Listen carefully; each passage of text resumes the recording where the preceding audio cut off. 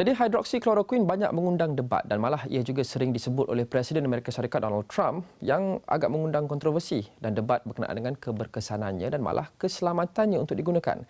Apa itu hidroksikloroquine dan apa yang perlu anda tahu berkenaan dengan bahan ini ataupun dadah ini? Kita mahu bercakap bersama dengan Ko Maji. Beliau adalah pegawai farmasi klinikal di Thomson Hospital Kota Damansara. Ko, terima kasih kerana menyertai kami. Pertama sekali mungkin boleh terangkan dengan mudah apa itu hidroksikloroquine dan sebenarnya apa kegunaannya sebelum ini? Hai, terima kasih Luqman. So, sebelum pandemik COVID-19 ini, hidroksikloroquine sebenarnya diluluskan untuk indikasi sebagai ejen anti-malaria dan anti-keradangan.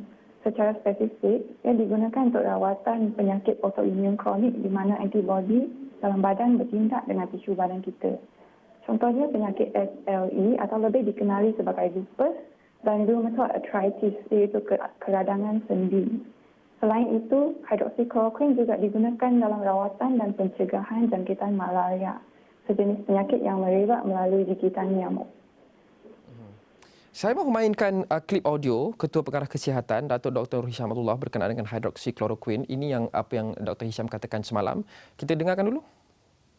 Jadi kalau kita menggunakan pada pesakit kita pada peringkat yang awal, kita dapat mencegah iaitu penyakit itu melarat kepada peringkat yang keempat dan kelima. Itu pandangan daripada pakar-pakar kita. Tetapi ada kesan samping tersebut. Jadi kita kena pantau kesan samping. Kalau contohnya QT interval semakin panjang ataupun dikesan, kita kena berhentikan obat tersebut. Kalau tidak, akan mengakibatkan jantung berhenti dan sebagainya. Ini kita masih guna tapi berhati-hati cara kita guna. Dan WHO telah pun berhenti seketika, iaitu ditangguhkan dulu dan mereka ingin melihat pada literature review, iaitu sehingga pertengahan Jun, iaitu melihat pada semua kesan samping obat tersebut. Jadi Maji, itu yang dikatakan oleh Dr. Hisham. Apa antara kesan sampingan hidroksikloroquine dan mengapa masih lagi wujud uncertainty, ketidakpastian mengapa ianya selamat ataupun tidak? Sebenarnya hidroksikloroquine secara umum dapat diterima dengan baik oleh kebanyakan pesakit.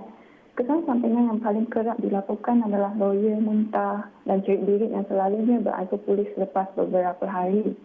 Walaupun jarang berlaku, tapi hidroksikloroquine seperti Biji cakap tadi boleh menyebabkan kesan sampingan yang serius seperti denyutan jantung tidak sekata, menjejaskan penglihatan kerana efeknya pada kornea mata dengan retina dan menyebabkan kelemahan otot. Namun begitu, ini jarang berlaku dan selalunya terjadi sekiranya pesakit menggunakan hidroksikloroquine pada dos yang tinggi, buat jangka waktu yang lama dan sedia ada mempunyai masalah jantung dan mata sebelum memerlukan rawatan. Jadi setakat ini yang kita lihat data dan kes real life cases, berdasarkan apa yang kita tahu setakat ini, sejauh manakah hidroksikloroquine ini berkesan untuk mengubati COVID-19? Sebenarnya dalam kajian awal, beberapa kompaun didapati berkemungkinan berkesan terhadap SARS-CoV-2, iaitu virus yang menyebabkan wabak COVID-19 ini. Antaranya ialah hidroksikloroquine yang dalam eksperimen ujian makmal berpotensi menghalang kemasukan virus ke dalam sel-sel badan. Selain itu, disebabkan kebolehan untuk memodulasikan daya ketahanan badan kita, ubat ini diharapkan dapat mengelakkan pesakit COVID positif daripada memasuki tahap serius dalam penyakit ini, di mana respon sistem imun menjadi terlampau kuat dalam keadaan yang kita panggil cytokine storm dan boleh membawa maut. Tapi berdasarkan beberapa kajian terkini yang melibatkan human trial, iaitu penggunaan ubat ini dalam pesakit COVID, hasil kajian belum lagi menunjukkan manfaat dalam mengurangkan kadar jangkitan virus ini. Buat masa sekarang tak ada lagi penawar yang terbukti berkesan terhadap virus ini walaupun beberapa jenis ubat masih dalam tahap kajian. Jadi untuk kita mungkin menjelaskan, hidroksikloroquine bukan dianggap sebagai sesuatu ubat ataupun vaksin tetapi sesuatu yang mungkin boleh assist dan membantu penyembuhan pesakit yang ada COVID-19, bukan? Ya, itu teori yang kita sekarang guna. Dan seperti yang kita tahu, WHO sudah berhenti menggunakan hidroksikloroquine dalam ujian klinikal. tetapi Malaysia masih lagi menggunakannya untuk merawat pesakit COVID-19 seperti yang disebut oleh DG sebentar tadi. Mengapa ada perbezaan ini? Berdasarkan ujian dan data klinikal yang kita ada setakat ini, based on the balance of probabilities, adakah hydroxychloroquine ini lebih mungkin mendatangkan manfaat untuk mengubati COVID-19 ataupun lebih mungkin mendatangkan bahaya? Ya, memang betul yang Pertubuhan Kesihatan Sedunia tadi mengumumkan bahawa penggunaan ubat ini digantung buat sementara waktu untuk mengkaji data keselamatan setelah penerbitan laporan mengenai risiko kematian dalam golongan pesakit yang dirawati dengan hydroxychloroquine minggu lepas. Tapi sebenarnya saya tidak terlibat secara langsung dalam rawatan pesakit-pesakit COVID di Malaysia. Berdasarkan pengalaman pakar-pakar penyakit berjangkit yang telah merawati individu yang dijangkiti oleh virus ini sejak permulaan wabak ini di Malaysia, ubat ini hanya akan dimulakan setelah pesakit dinilai secara komprehensif dan dipantau dengan teliti untuk mengurangkan risiko timbulnya kesan sampingan. Bukan semua pesakit sesuai untuk dirawati dengan hydroxychloroquine. Salah satu cabaran terbesar untuk memerangi virus ini adalah dalam mengenal pasti dos yang sesuai untuk setiap ubat. Dan pada waktu yang sama, kita tak nak mengakibatkan timbulnya kesan sampingan yang memudaratkan pesakit. Untuk penyakit yang novel seperti ini, situasi dalam mencari ubat penawar adalah sangat dinamik.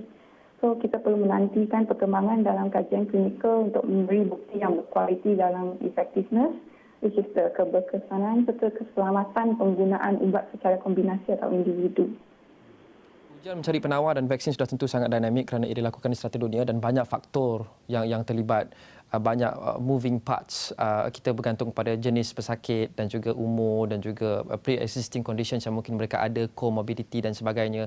Berdasarkan apa yang kita tahu setakat ini, Maji, apa jangkaan Maji berkenaan dengan berapa lama lagi mungkin kita akan menemui vaksin yang berkesan untuk COVID-19? Rasanya vaksin tu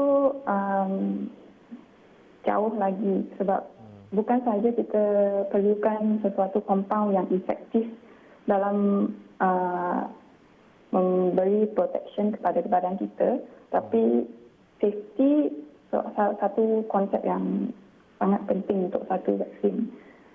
Setiap vaksin ada risiko dengan dia punya manfaat.